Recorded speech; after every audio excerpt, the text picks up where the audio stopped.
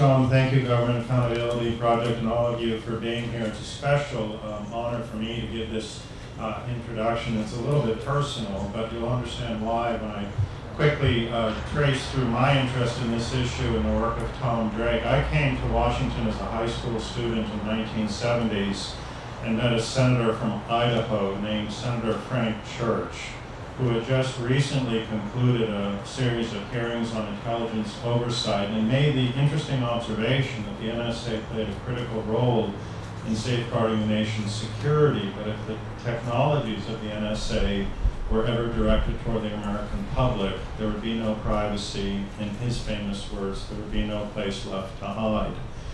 We spent about the last 30 years tracking the developments of the NSA. John Poindexter in 1984 gave us National Security Decision Directive 145 to give a great deal of authority to the NSA for computer security.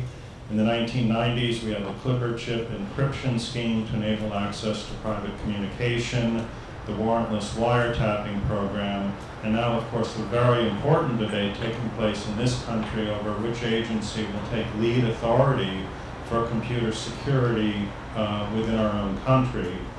My group, EPIC, now has 5 different Freedom of Information Act lawsuits concerning the authority of the NSA and its accountability to the American public.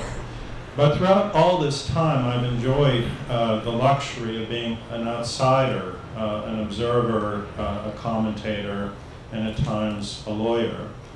It was really only in watching the 60 Minutes segment, rereading the article by Jan Mayer in the New Yorker, that I came to understand the type of courage, dedication, and principle to country that creates a person like Tom Drake, who puts aside his own personal interest and focuses solely on what's best for his nation.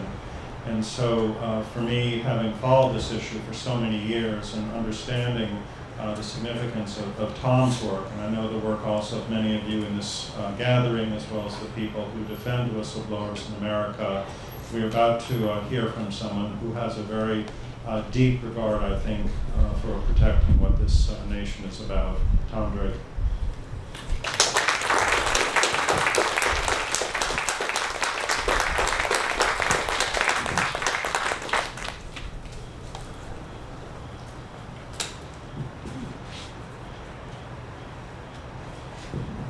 These truly are sobering times as I stand before you as a free man. I want to start off with a quote from Montesquieu: "No tyranny is more cruel than that which is practiced in the shadow of the law."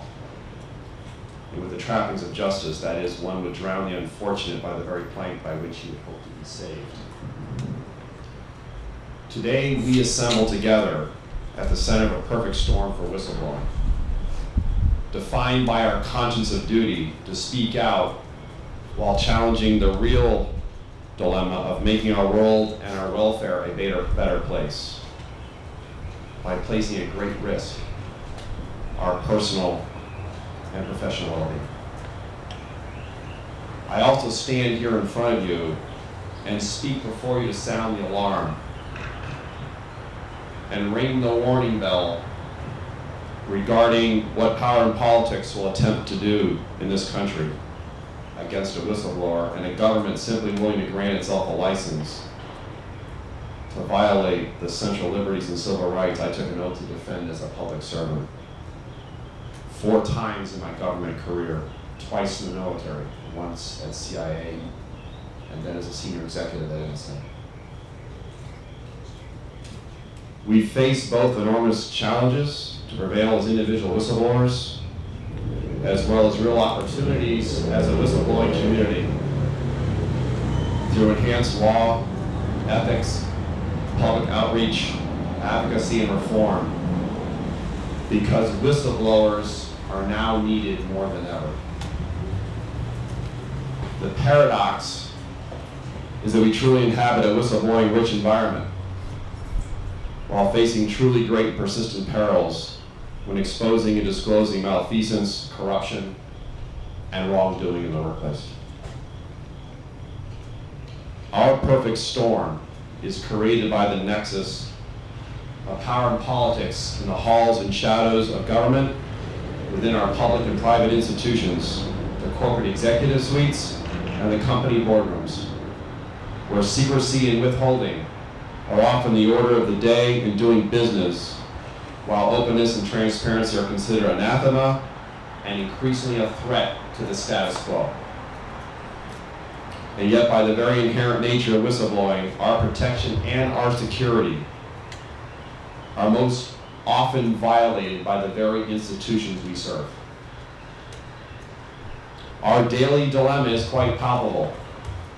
The conflict we face and its consequences are all too real. So what takes priority? Blowing the whistle on corruption, cronyism, and the ills and wrongs of the status quo, or just remaining silent, letting loyalty and obeisance to the company and institution preserve one's job, one's career, and one's security? Let me just say it. Whistleblower protection is all too shallow and mostly a house of cards. And yet there is no alternative to silence. Let there be no misunderstanding for me. The current challenges we face as a whistleblower community are unprecedented, in a climate increasingly characterized by fear, intimidation, reprisal, retribution, and retaliation. Back in 2002, whistleblowers in the persons of WorldCom's Cynthia Copper, Enron's Sharon Watkins, and FBI's Colleen Rowley were lauded and made the People of the Year for Time magazine. Almost a decade later, whistleblowers are now pasted on the wanted posters by the federal government. Our circumstances raise a most troubling question. I ask that you listen very carefully. Are we as whistleblowers individually and collectively becoming an increasingly endangered species? We hear of the egregious public cases, but there are many more cases that never make the press or see the light of day. How many other whistleblowers suffer in silence, have no voice, and pay their own very tragic personal and professional price, sacrificing career over conscience with little or no support? We need to ask of ourselves as a community the hard question: is past the prologue, in the present campaign of pursuing, punishing, persecuting, and prosecuting whistleblowers, becoming the most troubling future norm? Our most disturbing trend is the federal government's truly unprecedented war on whistleblowers. For example, whistleblowers in the government increasingly face prosecution or worse, again, with little or no protection, even under existing laws. Laws that clearly come up way short. Hollow means that often expose whistleblowers to the very things they disclose. Increasingly, whistleblowers experience persecution and isolation. The alternative, silence, and the reality of whistleblowing in the face of very stiff headwinds, powered by raw intimidation and suppression, are completely unacceptable. And yet we must also understand, as a whistleblower community, the clear political and personal ramifications and consequences of having information and knowledge that rises to the level of whistleblowing in doing what is right individually, while protecting and defending the rights of whistleblowers as a focused community, while also ensuring that new whistleblower laws have real teeth and are not only passed, but enforced. Alignment is critical. We must categorically stand together united, dedicated to fully protecting, preserving, and defending our very own future well-being as whistleblowers in the face of those who would silence and suppress us. My own recent and successfully concluded case in prevailing against a multi-year, multi-million-dollar Department of Justice criminal investigation, prosecution, and Espionage Act indictment against me is direct evidence of an out-of-control and off-the-books government that I can only say is increasingly alien to the Constitution. The rise in this form of a contrary government assuming the shape of a national security state under surveillance evidences the all too distinct and historically familiar characteristics of an alarming soft tyranny and is anathema to democracy and our constitutional republic, or what's left of it. Whistleblowers in this toxic and culturally caustic environment are truly at great risk. One can make the case that the government chose to make myself and others targets as part of a much broader campaign against whistleblowers at a malicious reprisal and retribution for simply standing up against government malfeasance, the military-industrial congressional intelligence surveillance complex, and just plain wrongdoing. Sends the strongest possible message about what the government can and will do when one speaks truth to power. A direct form of political repression and censorship. The government wanted to take my whistleblower voice away simply because of what I knew and reasonably believed. What I knew and reasonably believed was evidence of violation of law, statute regulation, gross mismanagement, gross waste of funds, abuse of management, control authority, and actions on the part of the government that I believe were fundamentally endangering national security while putting our country at additional but unnecessary risk. I had followed all the rules until it fundamentally conflicted with the primacy of my oath to defend the Constitution and became civilly disobedient administratively. However, as a result of the government's April 2010 indictment against me after a multi-year, multi-million-dollar Department of Justice leak investigation, I became an enemy of the state and a high-value target charged under the Espionage Act by my very own government, wanting to put me away for decades in prison. Freedom is very special to me, and especially today in front of you. However, the real purpose of the raids by the FBI and the prosecutorial actions of the DOJ against myself and others serves to punish whistleblowers who would attempt to disclose shocking and embarrassing truths regarding corruption, malfeasance, contract fraud, and illegalities on the part of the U.S. government. The other purpose is to warn and otherwise intimidate current and future employees who would seek to expose wrongdoing in our government institutions. In the absence of meaningful whistleblower legislation, and in the wake of some of the most ineffective congressional oversight in the history of this nation, the American public may never know what their government is doing or has wrought were it not for whistleblowing. And if Americans truly knew the extent to which the federal government and the national security state have turned this country inside out with respect to electronic surveillance for the direct purposes of increasing targeting and tracking anybody at any time, it is not a stretch to imagine the power the government holds over us in secret. At its core, the government has criminalized whistleblowing through the abject misuse and abuse of power. If sharing issues of significant and great public concern that do not in any way compromise our national security are now considered a criminal act under the First Amendment, we have not only seen the continued destruction of the Constitution by our own government, but also the attempt to suppress freedom of thought, free speech, and association. It is pure sophistry to argue that the government can and should willfully operate with secret impunity and immunity, even when unlawful, from those it is constitutionally bound to serve, and protect when duty-bound to provide for the common defense and the general welfare of this nation, and then prosecutes those who reveal their misdeeds and wrongdoing that violate that duty. The American Revolution was largely sparked by colonial outrage over the Alien and Sedition Acts and the restrictions on press and assembly with others, as well as arbitrary writs that granted access to people's homes and property by fiat and not through cause. Do we really want the government? Do we really want the government suppressing free speech, protected under the First Amendment, while violating the Fourth Amendment rights to protect our homes, our papers, or other personal effects, and information from unlawful search and seizure, even electronically, without probable cause of disloyalty or illegality. Is this how our democracy begins to die? Is this the country we now wish to keep? Reminds me of the 1975 spy thriller movie, 3 Days of the Condor. For those who remember watching it.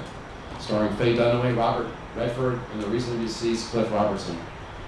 Like Joe Turner, the analyst in the movie played by Redford, I found myself in grave danger because I blew the whistle on contract fraud and government officials selling out national security for institutional self-interest and collusion involving the NSA and the White House at the highest levels to bypass the Constitution and turn the U.S. into a surveillance nation. Speaking of Hollywood, did you know that Cliff Robertson was exiled for acting for some 4 years because he blew the whistle and exposed a studio head who was forging checks? And that Senator Smith in Mr. Smith Goes to Washington also clearly became a whistleblower against the collusion and corruption of special interests and the senior senator from his own state that wanted to ram through Congress a deficiency bill that included a sweetheart deal for a special land swindle project involving payouts and a dam that would flood Willett Creek, the very place where Mr. Smith wanted to create a national boys camp. So let's now take ourselves to the beginning of our own history. Let's go back to the future. Important to note that this country has been there before when it comes to whistleblowing, from the very beginning. And yet this tension between truly protecting national security secrets and ensuring the public's right to know about abuses of authority is not new. Indeed, the nation's founders faced this very issue.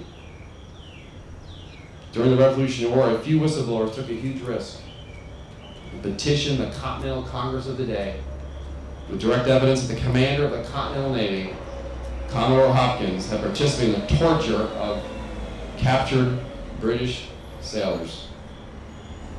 Hopkins was quite powerful, very well connected.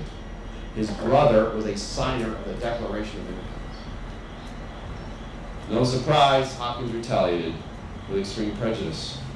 Filed a criminal libel suit against whistleblowers, all military. They were arrested, put in jail for what they later said was, quote, doing what they then believed and still believe was nothing but their duty.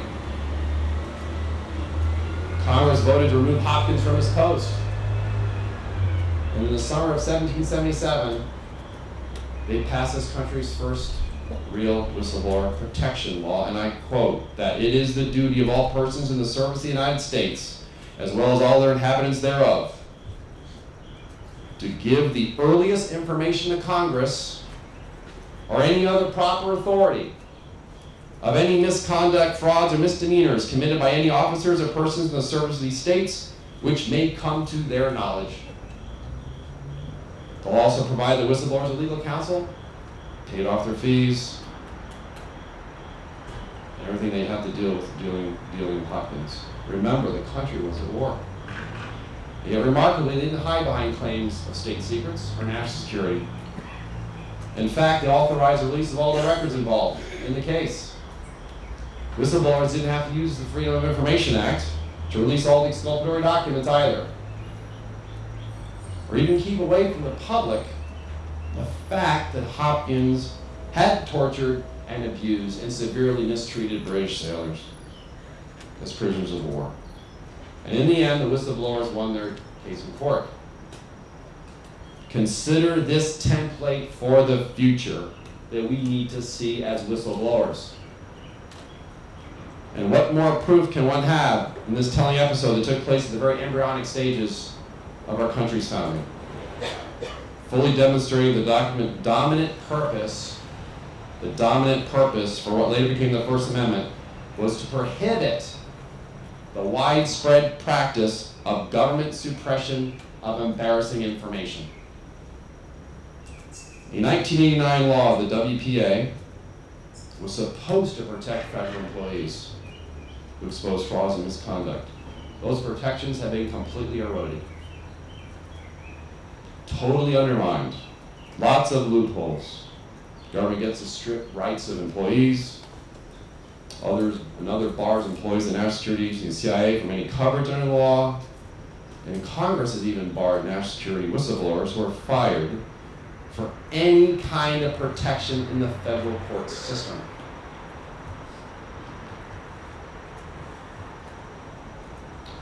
So instead of ignoring and intimidating whistleblowers, Congress and the executive branch would do well to follow the example of the Continental Congress. In a world filled with inequity, politics, institutional loyalty, and abuse, resisting organizational power is often an act of career suicide by a whistleblower. Whistleblowers typically act alone, resisting against the will and might of the institution, large or small. Our whistleblower well-being is very much dependent on those who have institutional power over us and automatic social inequality. A whistleblower perceives that a wrong has been committed, responds by attempting to address that wrong. Yet in practice, when the wrong is a result of those who direct power of the whistleblower, a real inequity is created. Typically, there is no need to blow the whistle of one's own subordinates to perpetrate the wrong, since the whistleblower more likely than not has the power to address it. Yet exposing the wrongdoing often results in retaliation against the whistleblower, while the underlying cause often remains unaddressed. We must also fully appreciate, and I stand before you as a living example, that organizations become absolutely ruthless when it comes to whistleblowing, and especially when that organization is well entrenched and has lots of resources at their disposal to go after the whistleblower. More often than not, they turn the whistleblower into an outsider, banishing them from any influence, while also ensuring they can do no further damage. In this rigid social, institutional climate, individual integrity and rights do not matter. The law does not matter, and maintaining the status quo of the institution takes priority, including sacrificing the very individuals who would dare question the authority of the organization or expose the organization's dirty linen. And yet I stood up. I stood up. I stood up, eyes wide open, against such an institution at NSA, engaged in corrupt conduct involving American taxpayer monies, illegalities that were not necessary except to get away with them in the name of national security, through the secret abuse and aggrandizement of unaccountable executive power. However, I could not have stood up or now stand before you as a free American against the full weight of the overwhelming arsenal that the government used to target me over many years as a whistleblower, without the exemplar example of a brave and courageous whistleblower who did not have the benefit that I did, and who has pioneered the way for whistleblowers after great personal and professional sacrifice.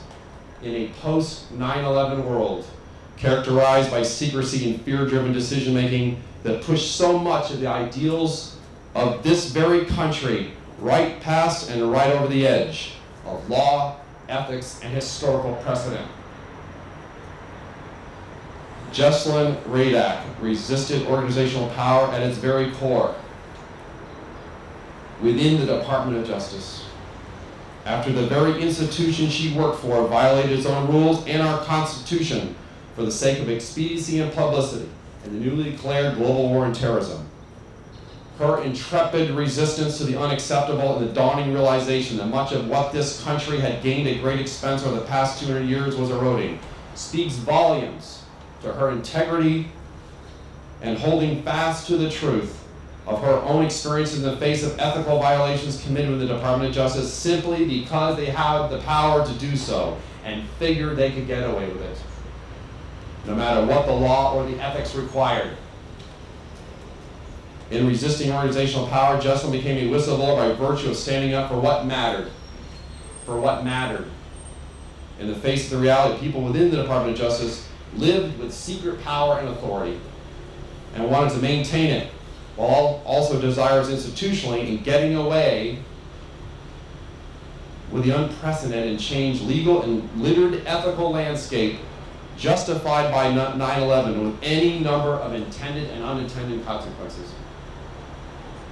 Jesselyn herself became the subject of extreme retaliatory actions by the government as an object lesson in punishment for having resisted the organizational power in the first place that also had the ability to cover up and conceal the truth she revealed internally. The government also clearly did not want the disclosure of its ethical wrongdoing made public for all to see, given the dark side legal paths that the Bush administration had chosen to go down for expediency in the furtherance of strategic foreign policy post 9/11. Jesselyn and I had both stumbled on and gotten in the way of two of the most controversial policies of the Bush administration in the early embryonic stages: torture and secret surveillance. The government attempted to justify both with a theory of expansive presidential power enabled by a state secrets doctrine that was used to evade judicial review. We sit here in the shadow of the Supreme Court. We both complained through internal channels, our supervisors, respective inspector generals, and when that failed, we both made the difficult choice to go to the press with unclassified information of significant public concern and interest.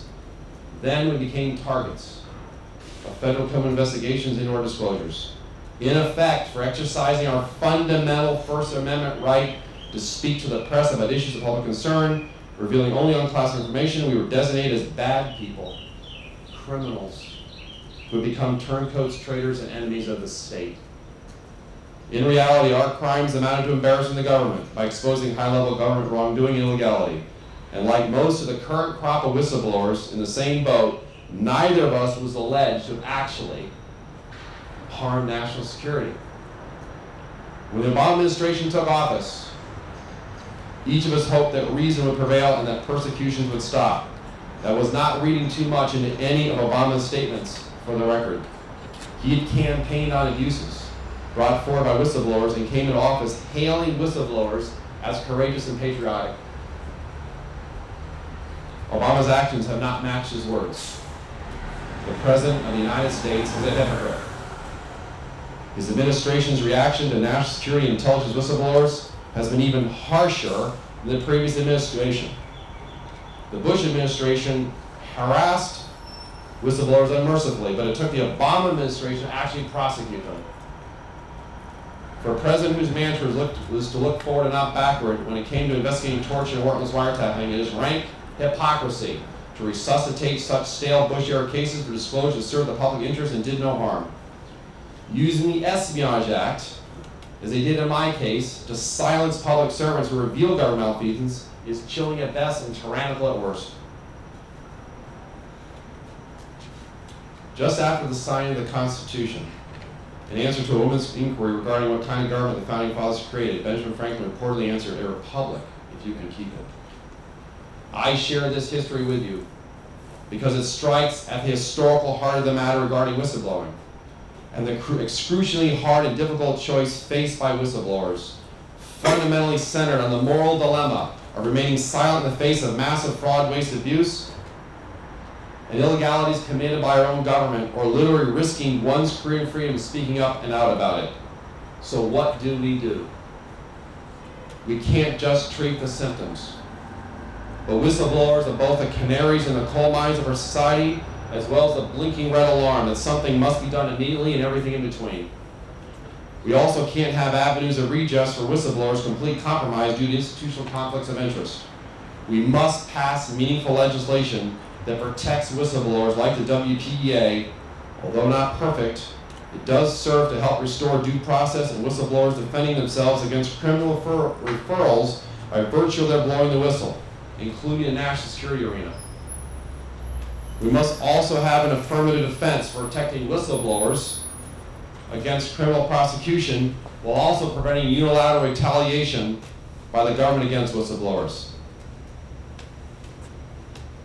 In summary, although many of the great strides and reforms in society have been the result of whistleblowing, it is precisely the lack of protection for whistleblowers today in both private industry and government, where problems of wrongdoing and malfeasance and abuse become more often concealed and revealed. So many of the gains, they stare right into history from the past. made for whistleblowers in the wake of the civil rights movements from the 60s and 70s have become severely eroded, even though a host of federal and state laws were enacted during this time period and fundamentally designed to protect employees.